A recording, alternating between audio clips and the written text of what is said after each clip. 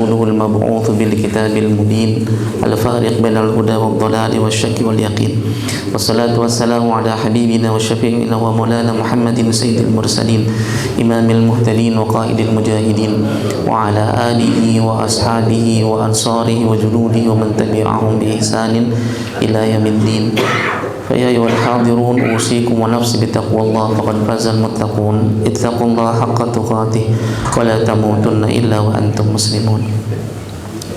Alhamdulillah ibu bapak rahimakumullah, mudah-mudahan siapapun yang Allah hadirkan di majelis kita ini yang sedang sakit, mudah-mudahan Allah angkat penyakitnya, Allah berikan sehat walafiat lahir batinnya, yang sedang diuji dengan berbagai permasalahan dengan permasalahan kehidupan, mudah-mudahan Allah berikan jalan keluar terbaik serta kemampuan mengambil hikmah di sebalik musibah.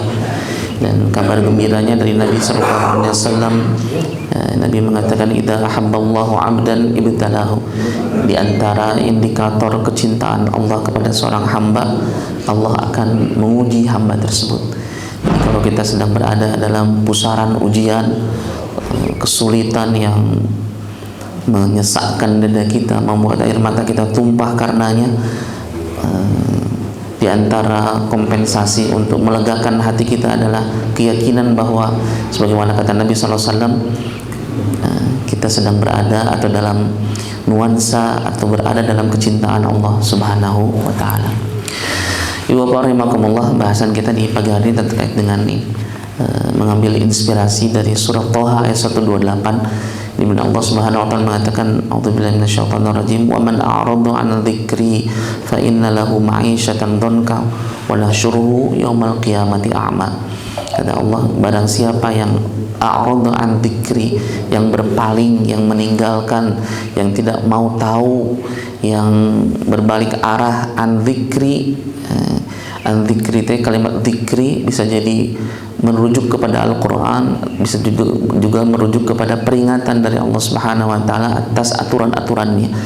Jadi siapa yang berpaling dari aturan Allah Subhanahu wa Ta'ala, meninggalkan sejauh-jauhnya syariat yang sebagaimana yang Allah turunkan dan Nabi sallallahu alaihi wasallam contohkan, maka kata Allah Subhanahu wa Ta'ala fa inna, ini kalimat taukid, kalimat yang menekankan pisan gitu ya, pasti bakal terjadi seperti ini. Fa inna lahu, baginya ma'isyatan dhanka. Ma'isyatan dhanka itu kehidupan yang sempit, bisa makna secara lahir tapi lebih banyak kepada makna secara artinya secara maknawi ini.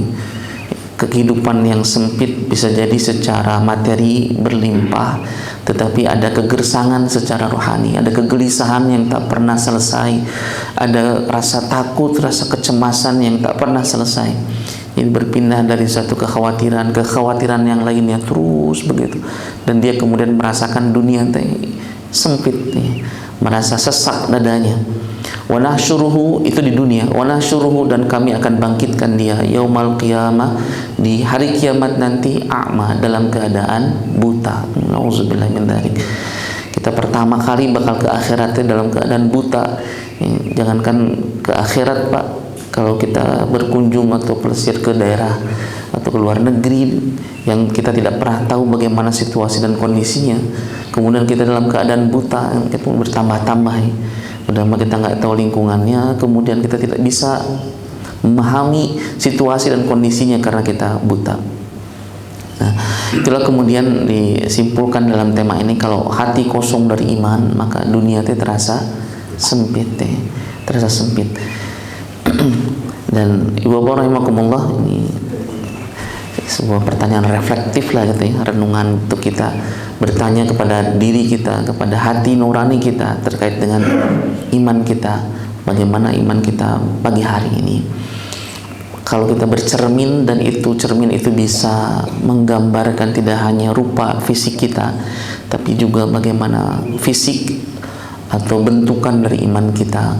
Pertanyaannya adalah bagaimana bentukan iman kita itu? Apakah dia sesosok yang kokoh, yang kuat, yang dengan itu dia bisa membuka pintu-pintu kebaikan, atau dia sosok yang ringkih, yang jangankan bermanfaat untuk orang lain, untuk bertahan hidup, survival saja demikian sulit nih.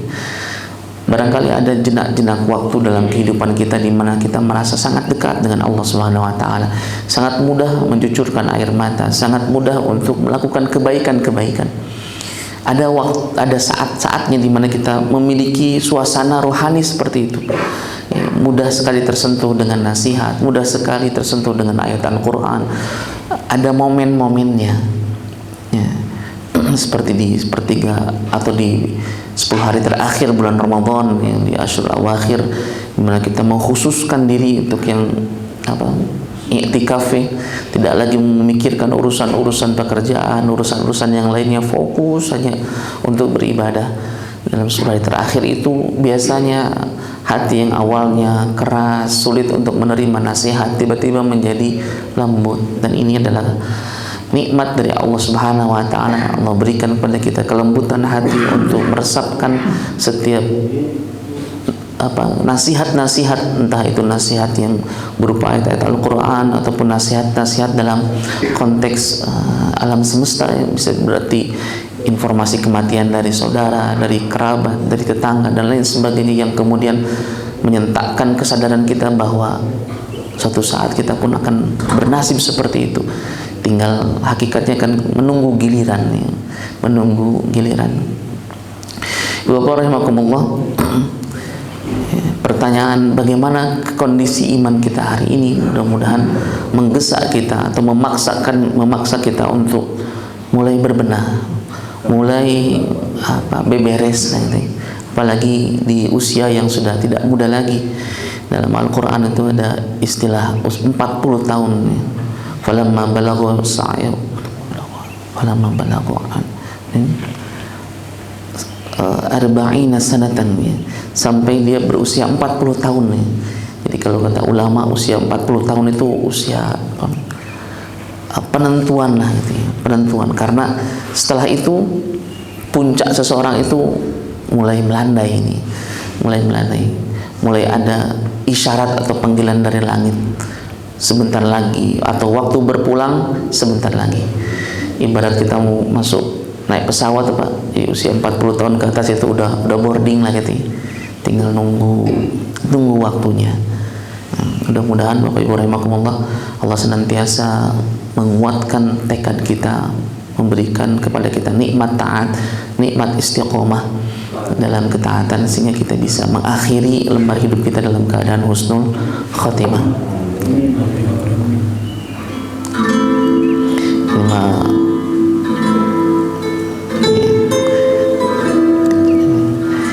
Ini ingatan-ingatan dari Allah Subhanahu wa taala dalam surat Al-Qasas, wabtaghi fima ataqallahu ad-daral akhirah.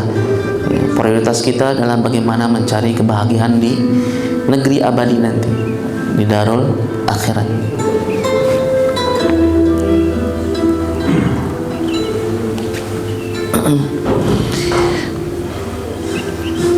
Dalam ayat lain surat Ad-Duha, wal akhiratu khairul laka minal ula. Kehidupan akhirat itu jauh lebih baik, jauh lebih nikmat lah dibanding kehidupan dunia. Dan ini pengibaratan antara nikmat dunia dengan nikmat akhirat. Ini kita mencelupkan jari kita ke air laut, dan kemudian ketika diangkat air yang tersisa di jari itu, itulah kenikmatan dunia dengan segala kemegahannya. Sedangkan air yang tersisa, lautan yang luas, samudra yang luas terbentang, itu adalah kenikmatan akhirat yang tak bisa kita gambarkan, ya, kenikmatannya itu. Nabi mengatakan pada kita,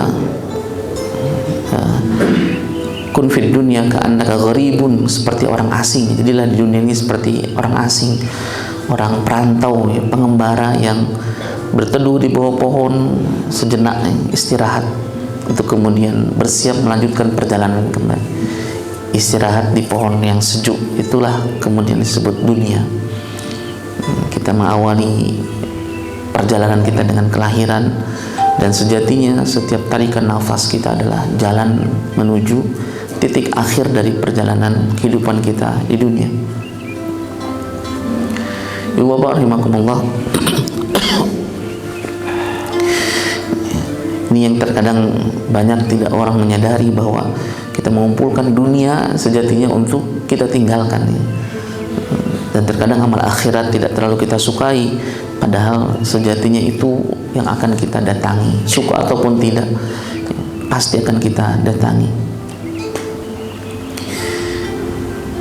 Dan dalam ayat Quran Allah mengatakan kenikmatan dunia ini sesaat saja, sebentar saja, fana ini. Tidak ada orang yang tertawa di sepanjang kehidupannya, sebagaimana juga tidak ada orang yang menangis terus-terusan di sepanjang hidupnya. Tetapi sesaat itulah yang kemudian nanti akan menentukan bagaimana nasib keabadian kita di kampung akhirat.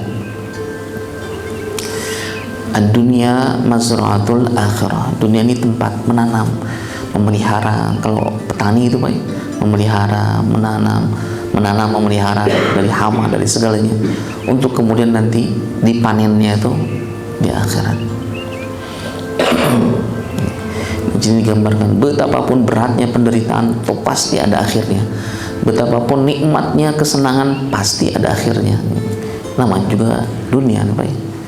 Dunia yang suka update status atau instastory-nya, masya Allah, tabarakallah, barokallah, yang gitu, yang menggambarkan kenikmatan-kenikmatan itu sejatinya pasti akan berhenti, akan hilang.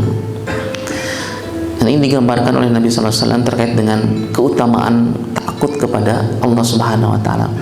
Air mata yang menetes karena takut pada Allah, berharap pada Allah, ini digambarkan mampu memadamkan panasnya api neraka di dunia. Tapi kalau di akhirat, tangisan hatta mengeluarkan darah pun tidak akan menjadi manfaat apapun.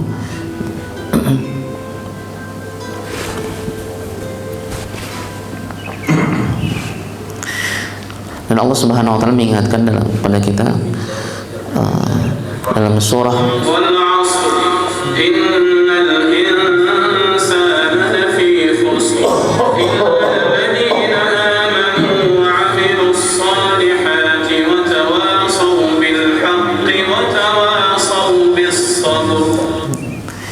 surah yang oleh Imam Syafi'i dikatakan andai nggak turun 114 surat itu, cukup surat ini saja yang bisa menghantarkan, ketika difahami, menghantarkan umat ini mencapai apa yang dicita-citakannya. Jadi ketika Allah bersumpah wal asri, demi masa, dalam kata ahli tafsir, kalau Allah bersumpah dengan makhluknya, maka itu menunjukkan makhluk itu menempati posisi yang sangat strategis dalam kehidupan kita. Sebagaimana Allah bersumpah wasyamsi, demi matahari, wal qamar, demi bulan, dan sumpah-sumpah Allah yang lainnya. Maka ketika Allah Subhanahu Wa Taala bersumpah wal asri, demi waktu, maka waktu itu menempati posisi yang sangat strategis dalam kehidupan kita. Modal terbesar katanya, kalau dalam bisnis, modal terbesar salah satunya adalah waktu. Dan Yusuf Al-Qaradawi mengatakan karakteristik waktu itu cepat berlalu dan tidak akan pernah kembali. Cepat berlalu dan tidak akan pernah kembali. Tahu-tahu begitu. Dulu kita anak-anak, tahu-tahu sekarang sudah punya anak. Dulu imut-imut, tahu-tahu sekarang lebih imut sekarang. Kemudian pada ayat yang kedua Allah mengingatkan kepada kita dengan kalimat yang diawali dengan kalimat taukid, penguat gitu. Inna, sesungguhnya, pasti, al-insan, seluruh manusia, siapapun dia, yang soleh, yang enggak soleh, yang kaya, yang miskin, tua, muda, seluruh manusia. Lafi ini seperti kalimat inna, penguat gitu. Sesungguhnya manusia pasti khusrin, dia pasti akan merugi dalam seluruh aspek kehidupannya. Ini kalimat global gitu, seluruhnya manusia pasti akan merugi, pasti ini namanya. Kemudian Allah berikan pengecualian illal ladzina amanu wa amilus shalihat, kecuali orang yang beriman dan beramal saleh. Iman dan amal saleh ini seperti dua sisi mata uang yang nggak bisa dipisahin, apa? Nggak bisa kita beriman saja tanpa amal soleh, ataupun beramal soleh tanpa dilandasi dengan iman. Jadi oleh ulama disebut kalau orang terkumpul dalam dirinya iman dan amal soleh itu disebut al-kamalul fardi. Orang itu sudah memiliki keutamaan individu. Tetapi yang Allah Subhanahu Wa Taala inginkan dari kita bukan hanya soleh sendirian kita, Pak. Bukan hanya kita rajin ibadah, kemudian mencukupkan diri dengan itu, tidak. Karena itu kalimat berikutnya yang Allah harapkan dari kita adalah mensolehkan orang lain. Soleh secara diri kita juga mensolehkan, soleh dan juga muslih. Maka supaya kita nggak rugi, kalimat keduanya adalah watawasau bil haq. Watawasau itu saling menasehati, dua arah nih. Kalau satu arah kalimatnya harusnya wayusi bil haq, menasehati dalam kebenaran. Jadi kalau tawasau itu dua pihak, Pak. Harus dua pihak.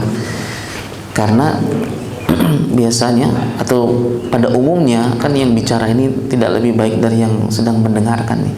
Yang di depan ini nggak lebih baik dari yang sedang di belakang mendengarkan gitu. Dan yang paling butuh terhadap nasihat itu justru mereka yang sering menyampaikan nasihat. Maka Nabi SAW dalam satu hadis yang sangat mengancam gitu. Ya'ti yaumul qiyamah, kata Nabi, rajulun, akan didatangkan nanti di hari kiamat seseorang nih. Lalu kemudian orang itu fayaduru kama yadurul himar fi rahah, dia kemudian berputar-putar di putaran neraka itu seperti keledai yang mengitari menggiling gandum gitu, berputar-putar. Fatandaliqu aqwataha, kemudian sambil dikeluarkan seluruh isi perutnya. Fayaqulu ahlun nar, lalu kemudian penduduk neraka itu mendekati dia. Lalu kemudian mengatakan, "Ai fulan, madza sya'nuk?"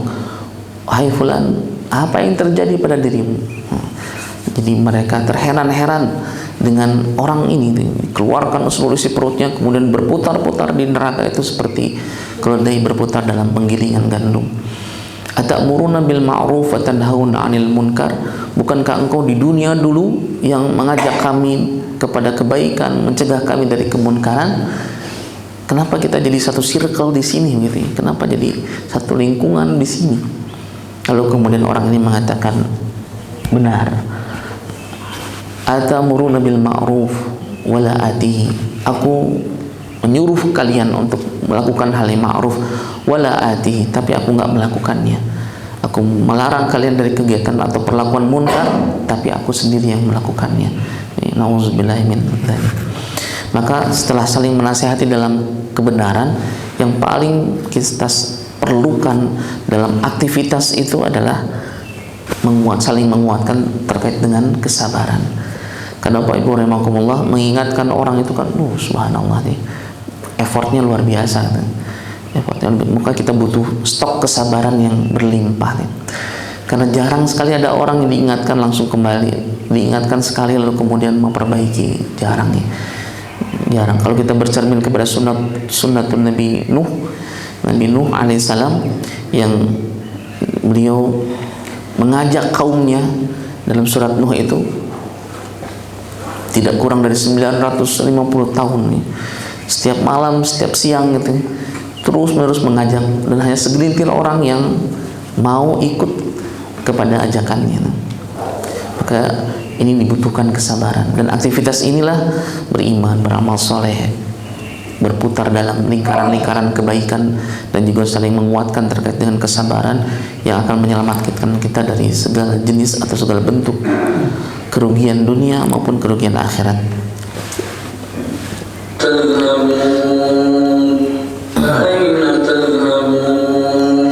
Ini pertanyaan dari Allah Subhanahu wa Ta'ala. Kalau dulu di daerah Nagreg, dari rest areanya yang dulu terkenal, kalau sekarang sudah agak padam. Itu tulisan di gerbang nanti gitu, fa'aina tazhabun gitu. Mau kemana kita teh? Anu ka Tasik, anu ka Ciamis, sebenarnya Garut dan lain sebagainya. Tapi ini pertanyaan dari Allah Subhanahu wa Ta'ala. Kehidupan dunia yang sedang kita jalani ini kemana arahnya teh? Kemana arahnya? Dalam Al-Quran digambarkan sejatinya kebaikan atau sejatinya keberhasilan, kesuksesan yang sebenar-benar kesuksesan itu adalah yang mampu menjauhkan kita sejauh-jauhnya dari neraka dan mendekatkan kita sedekat-dekatnya dengan surga. Faqad faz, itulah keberuntungan yang sebenar-benar keberuntungan. Dan dalam surat Al-Hajj ayat 31, Allah menggambarkan wa may yusyrik billahi, siapa yang menyekutukan Allah Subhanahu wa taala, fa ka'annama kharra minas sama, maka orang itu seakan-akan dijatuhkan dari langit atau terjatuh dari langit. Fatakhtafu at-tayra, kemudian disambar oleh seekor burung, au tahwi bihi rihu fi makanin sahiq, atau kemudian dihembuskan angin ke tempat yang sangat jauh. Jadi kalau dia musyrik ke Allah, kalau dia menutup hubungannya dengan Allah, maka kondisinya seperti itu, kehilangan arah. Kita bisa bayangkan ya, orang terjatuh dari langit, kemudian disambar seekor burung atau dihembuskan angin ke tempat yang sangat jauh. Jadi nggak punya pegangan ya, nggak punya pijakan yang kuat ya dalam menjalani hidup teh. Akhirnya mudah hilang arah. Ini orang-orang yang sangat populer ya, di dunia dengan berbagai macam keunggulan yang dimilikinya. Ada yang Adolf Merkel yang salah satu terkaya di Jerman, yang dia pacu mobil sportnya, mobil mewahnya itu kemudian ditabrakkan dengan kereta yang sedang berjalan cepat, yang bunuh diri Pak. Ada yang mantan presiden Brazil Getúlio Vargas sudah merasakan puncak dari karir sebagai seorang politisi ya, puncak kekuasaan, tapi justru bingung setelah itu, akhirnya kemudian bunuh diri. Juga para pesohor-pesohor yang menjadi trendsetter ya dalam cara berpakaian, bermusik dan lain sebagainya, tapi di ujung kehidupannya justru tragis ya, bunuh diri. Nauzubillah min dzalik. Dan sejatinya begitulah dunia deh. Dunia mah nggak pernah memberikan kepada kita ketenangan yang sebenar-benarnya. Seperti meminum air laut yang terus-menerus haus dan pada akhirnya menenggelamkan kita. Yang ada video singkat menggambarkan ini. Ini ceritanya orang lagi fotokopi gitu, dia fotokopi. Judulnya teh Black Hole ceritanya.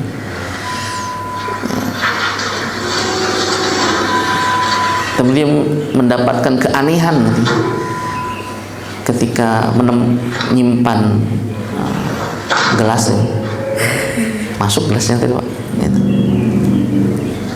Kok bisa gitu ya? Diambil gitu.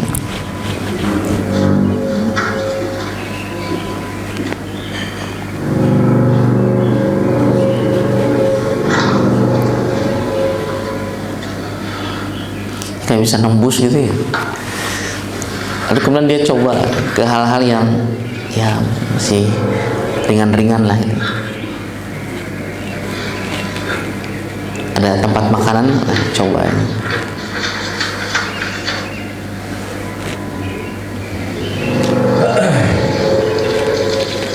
Bisa ternyata. Dan karakteristik dunia kan gitu, selalu butuh terus menerus gitu, tantangan lagi gitu. Ya lihat pintu bosnya nih. Coba dimasukin, bisa ternyata. Di pintu itu di ruangan itu ada ya, berangkas uang.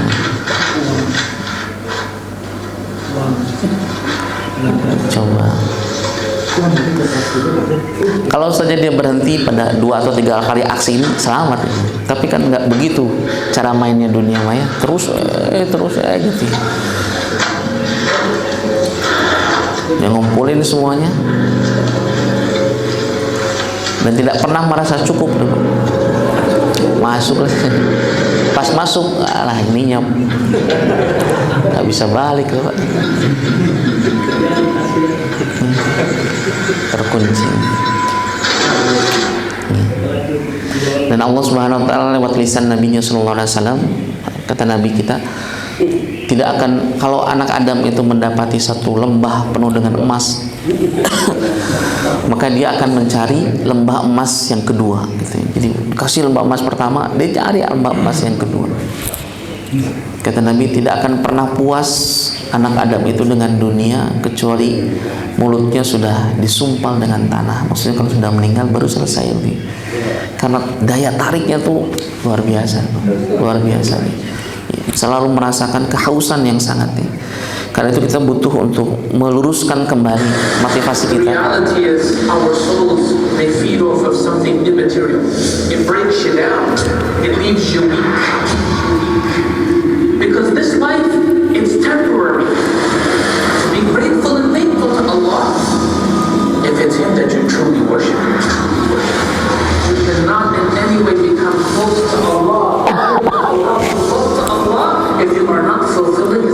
aspirations to you. The food that our heart and soul is really yearning for, it is the love of Allah subhanahu wa ta'ala.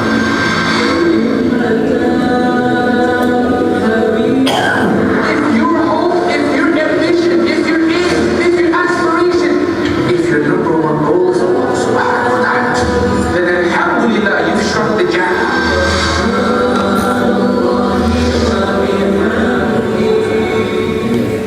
Dan kita memang harus terus mengkalibrasi jarum hati kita gitu ya, ngalampengkeun deui jarum hati, meluruskan kembali motivasi kita bahwa sejatinya kehidupan ini harus menjadi bekal bagi kehidupan yang abadi nanti di hari akhirat. Abdullah bin Mubarak tuh, Abdullah bin Mubarak pernah ditanya oleh murid-muridnya, di antara 114 surah dalam Al-Quran, surat apakah yang paling sering membuat para sahabat menangis ketika membacanya? Surat apa yang paling sering dibaca sahabat lalu kemudian mereka menangis? Kata Abdullah bin Mubarak, surat Hud. Kemudian ditanya lagi, dari surat Hud itu ayat mana yang kalau dibaca sahabat itu banyak yang menangis? Kemudian dikata Abdullah bin Mubarak, ayat 15 dan 16. Ini mengingatkan kita, memperingatkan kita terhadap motivasi, cita-cita atau ambisi terbesar yang harus kita miliki.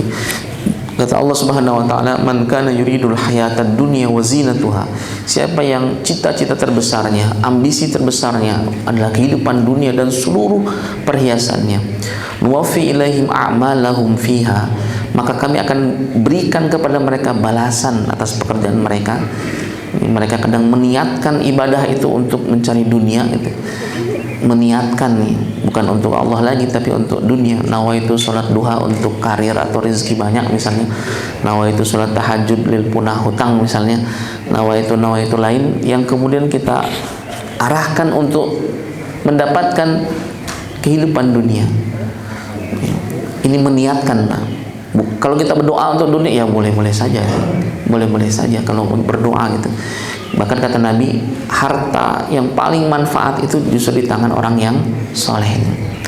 Justru harus bahkan ada banyak amal-amalan dalam Islam yang nggak bisa selesai kalau nggak ada dunia gitu. Haji, umrohan gitu, berzakat, bersedekah dan lain sebagainya. Tapi kalau cita-citanya, niatnya seluruhnya untuk dunia, ini yang kemudian dikhawatirkan nih. Allah pasti kan ngasih, Allah ngasih. Wahum fiha la yubkhasun, dan mereka nggak akan dirugikan ya. Allah kasih itu. Tapi hanya sebatas dunia. Ulaikal ladzina laisa lahum fil akhirati illa an-nar. Mereka nggak dapat apa-apa nanti di akhirat. Karena seluruhnya sudah Allah ngasih di dunia nih. Kayak istidraj lah gitu, dikasih seluruhnya tuh. Tapi nggak ditinggalkan sedikit pun untuk di akhirat dan kemudian berbuah neraka. Auzubillahi min dzalik. Wa habita ma sana'u fiha wa batilum ma kanu ya'malun.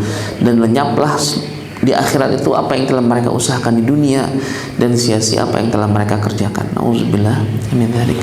Ini kita melakukan aktivitas, melakukan ibadah tapi nawaitunya kemudian salah, itu bisa sefatal ini gitu akibatnya. Auzubillahi min dzalik. Dalam kasus yang lain, Fudail bin Iyad pernah mengatakan, siapa yang melakukan sesuatu, melakukan amal karena manusia dan meninggalkan amal pun karena manusia, maka itu sejatinya adalah riya, riya yang kemudian amalnya tertolak.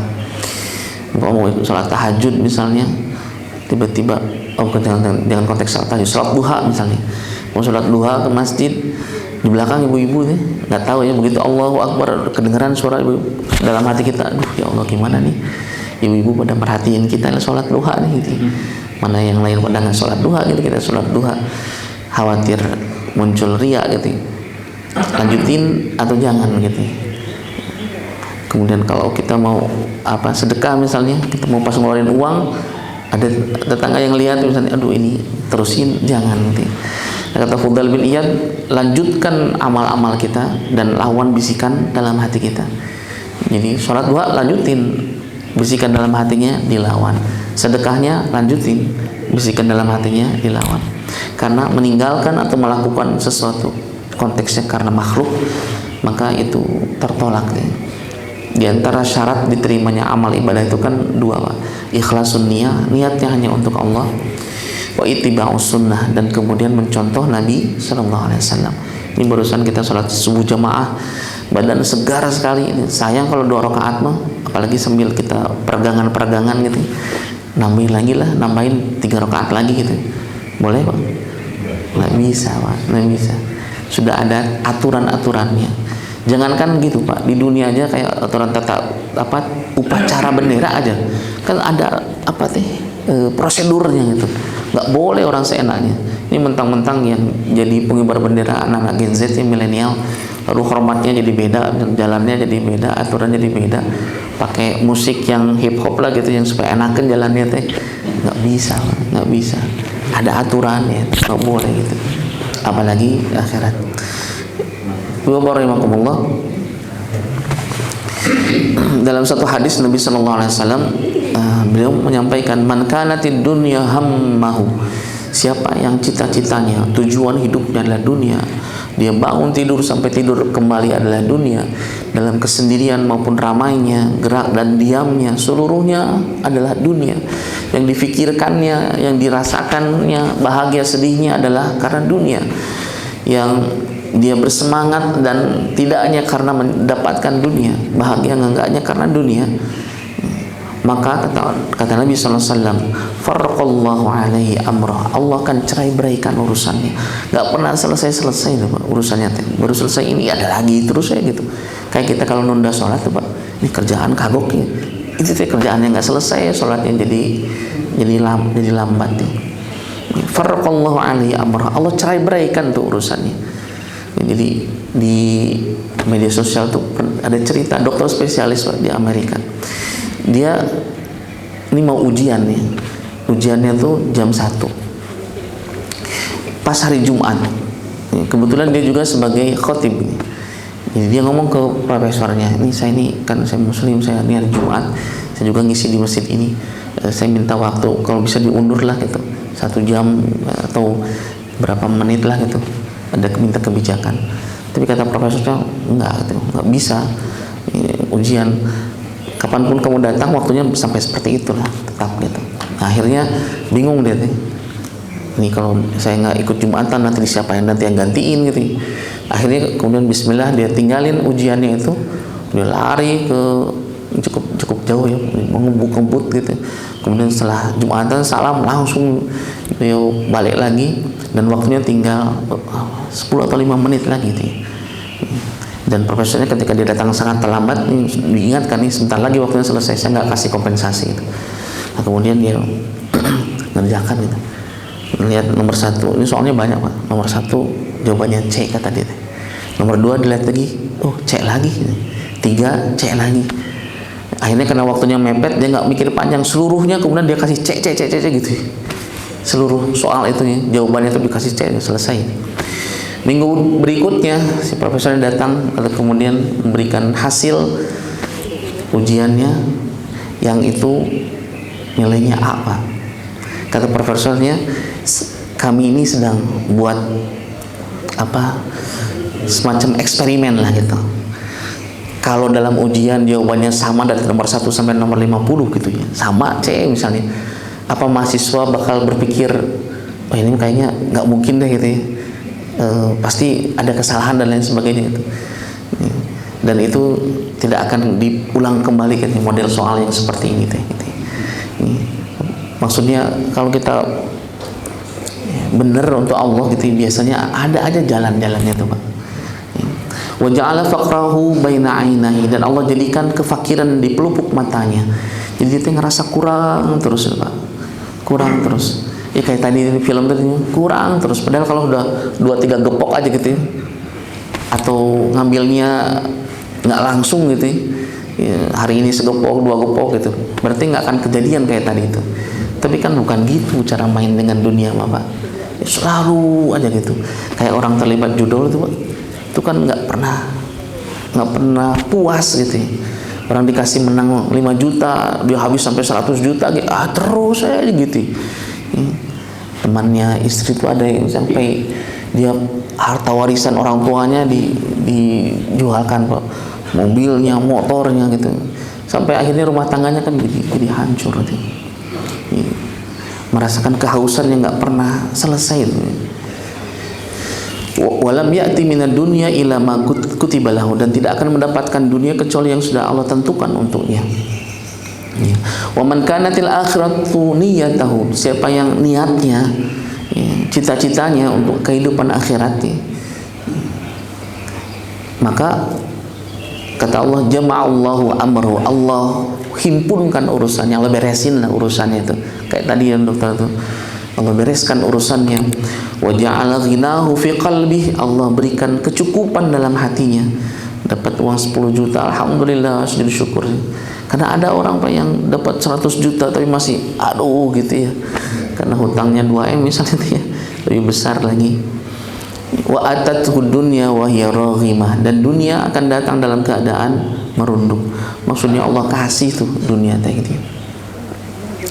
Dan Bapak Ibu rahimakumullah, dunia itu kan tidak menjadi apa ya istilahnya, indikator Allah cinta enggak ke seorang hamba teh.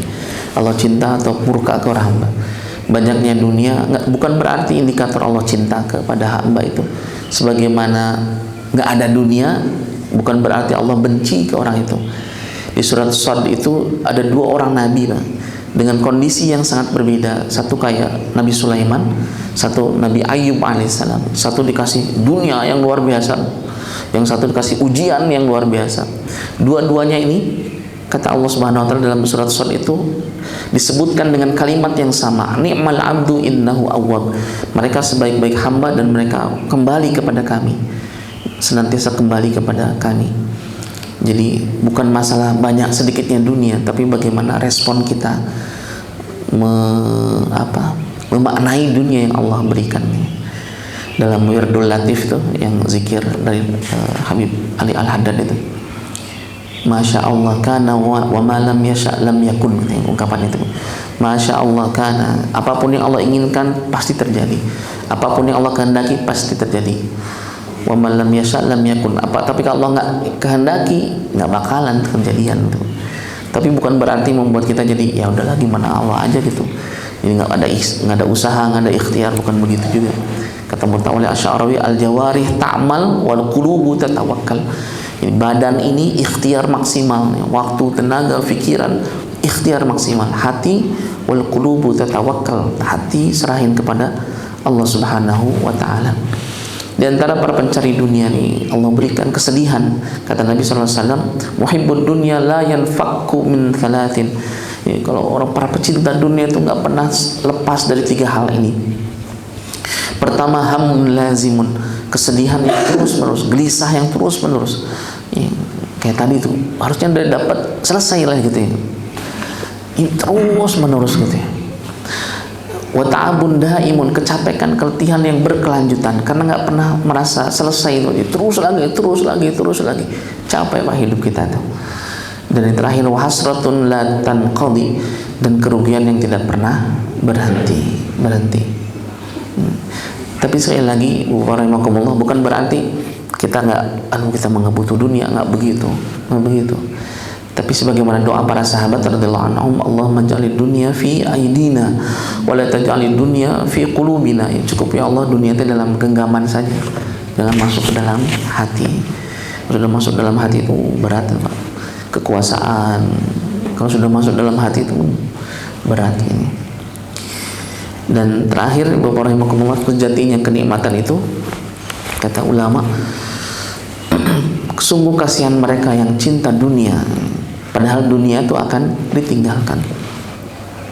Kam taruku min jannati wa uyun wa zuru'i wa maqamin karim wa na'matin kanu fiha fakihin kadzalika wa awrathnaha qauman akharin.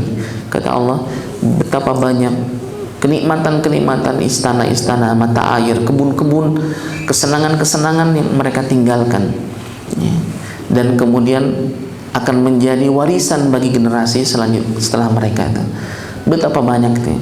orang menumpuk harta, lalu kemudian dia meninggalkan harta tersebut. Namun mereka belum merasakan nikmat terbesar di dunianya. Lalu kemudian ditanya, apakah nikmat terbesar itu? Nikmat terbesar adalah kecintaan kepada Allah Subhanahu wa taala. Kecintaan kepada Allah Subhanahu wa taala, tenang kala mendekatinya, rindu bertemu dengannya, nikmat dalam zikir dan taat kepadanya. Jadi merasakan ketenangan ketika berinteraksi dengan Allah Subhanahu wa taala. Pak Nasrullah yang dia nulis dan juga melakukan banyak pelatihan terkait dengan magnet rezeki itu, Pak. Beliau suatu saat pernah ada yang nelpon perempuan, Pak, ibu-ibu, namanya Butika. Beliau tulis dalam bukunya itu ya, Butika. Dia nelpon sambil nangis, Pak Nas, saya mau bunuh diri, katanya gitu. Sebenarnya kata beliau, ini karena nomornya juga nggak kenal ya, bisa jadi tolak aja gitu ya. Tapi kalau dia tolak, nggak ada cerita di buku itu ya. Dia angkat, tiba-tiba ibu tuh, Pak Nas, saya ingin bunuh diri gitu. Ketika ditenangkan, gimana ibu, ada apa? Jadi ibu ini punya tiga anak, 2 putri, 1 yang bungsu itu laki-laki, masih balita. Jadi suatu hari suaminya, ya anak-anak lagi pada main, suaminya mau ngeluarin mobil, Pak. Dia qadarullah ini, dia nggak sadar ada anak yang di belakang anak laki-lakinya. Jadi dia mundur langsung gitu, Pak. Anaknya kegilas, Pak, grep gitu, meninggal ya. Kakak-kakaknya tuh menjerit histeris lah gitu. Suaminya keluar tuh udah gemetar ya. Terus istrinya keluar lihat gitu, Pak. Siapa yang nggak ini ya. Jadi campur aduk lah perasaannya tuh. Terutama yang paling merasa bersalah tuh. Rasa bersalah dan nggak ridho ya. Kok kenapa diambil anak saya? Kok kenapa aku gitu. Ini kebayang lah, Pak. Ada rasa gimana nanti kalau mertua, kemana orang tua kalau nanya gitu. Jadi tekanan itu yang membuat beliau merasa kayaknya kalau bunuh diri udah selesai dah gitu ya. Termasuk suaminya juga, Pak, itu gelisah luar biasa. Nah, beliau cerita ke Pak Nas tuh, saya ingin bunuh diri aja lah kalau pengen selesai nih masalah tuh, karena menghantui sekali gitu. Setiap hari, setiap saat kalau lihat mobil ingat kecelakaan itu, selalu teringatkan gitu, dan itu sangat menghambat seluruh aktivitas keluarga tersebut. Kata Pak Nas, ibu kalau ibu percaya ke saya, ibu ambil air wudhu dulu sama suami, ambil air wudhu, udah gitu terus gimana, ibu sholat aja 2 rakaat. Sholat apa nih? Kalau dari ulama tuh ada yang disebut sholat mutlak, Pak, sholat sunnah yang nggak terbatas waktunya tuh. Lagi gelisah sholatnya. Ini mengambil ungkapan Nabi SAW. Kata Nabi, kalau masalah itu sedikit berat, kami biasa mengatakan, arihna ya Bilal bis sholat, istirahatkan kami wahai Bilal dengan sholat. Jadi Nabi ambil sholat kalau lagi pusing-pusing, kalau lagi masalah besar ambil sholat, ngadu ke Allah Subhanahu wa taala. Udah sholat masih juga nggak gelisah ya, nggak tenang. Terutama ini pertanyaan-pertanyaan yang sulit untuk dapatkan jawabannya. Kenapa gitu? Kenapa anak saya yang kecelakaan? Kenapa dengan cara tragis? Kenapa gitu? Sampai muncul ungkapan-ungkapan ketidakridhoan atas ketetapan takdir dari Allah. Dan setelah sholat kata Pak Nas, ibu kalau ibu mengikuti saran saya, dicobalah Bu ya, supaya agak lebih tenang. Sok ibu baca Al-Quran, surat apa, ayat apa gitu. Nah ini kemudian metode yang beliau ambil, dituliskan dalam bukunya, disebutnya metode garpu talak, metode getaran lah gitu. Maksud beliau itu, Al-Quran itu kalam Allah Subhanahu wa taala. Terkadang dan lebih seringnya kata beliau, ketika kegelisahan menyelimuti hati, kemudian kita merujuk kepada Al-Quran, kita buka secara random, kita tunjuk ayat, kita baca terjemahannya. Terkadang dan lebih banyak seringnya kata beliau, terjemahannya itu setidaknya menjadi jawaban atas kegelisahannya. Itu beliau buatkan satu metode khusus gitu, metode garpu tala dalam bukunya itu. Ini mah bukan masuk ke wilayah tafsir, Pak, masuknya ke tadabbur ya.